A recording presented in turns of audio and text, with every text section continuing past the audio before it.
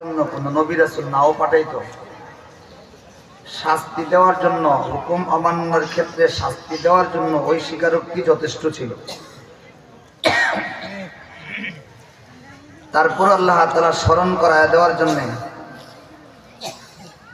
যুগে যুগে নবী রাসূল পাঠাইছেন, আমাদেরকে স্মরণ করাই দিয়েছেন যে তোমরা কিন্তু আসার আগে আলমে আরওয়াহের মধ্যে এই কথা স্বীকার করে আসছো, অলু বালা শাহিদনা, আমরা সাক্ষ্য দিচ্ছি যে আপনি আমাদের প্রভু।